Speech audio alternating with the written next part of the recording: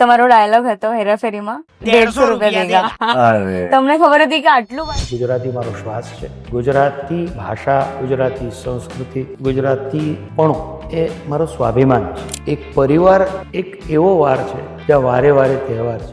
आगे क्या होगा तो किसी को पता होता नहीं. It is just and I also live by the moment. तो मेरा एक डायलॉग है जो मैं बोलता हूँ सबको, enjoy the moment.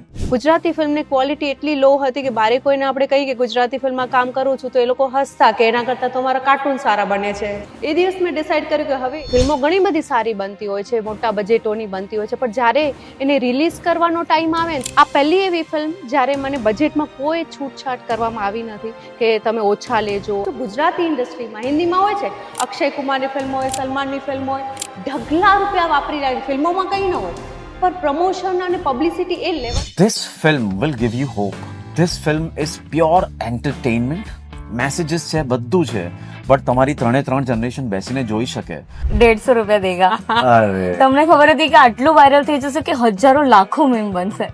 So I am touched and I'm connected after 19 years of the film. Till today I'm connected with the people.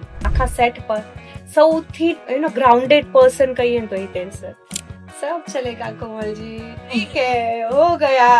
આપણા સંસ્કાર, આપણી સંસ્કૃતિ, એ કોર અગર તમારું મજબૂત હોય ને તો એ ક્યાંય તમે અટકશો નહીં તમારી લાઈફમાં. કોઈની બી લાઈફ એવી સિમ્પલ, ઇઝી, સોર્ટેડ નથી હોતી. હરેકના લેવલ પર, દરેક લેવલ પર ચેલેન્જીસ હોય છે. તો એ જ ફ્રસ્ટ્રેશન હતું. જ્યારે હું બારે નીકળી ત્યારે મને થયું, અરે બાપરે, આ તો કૂવામાં મેંડક જેવા છીએ કે બારે કોઈ ઓળખતું જ નથી.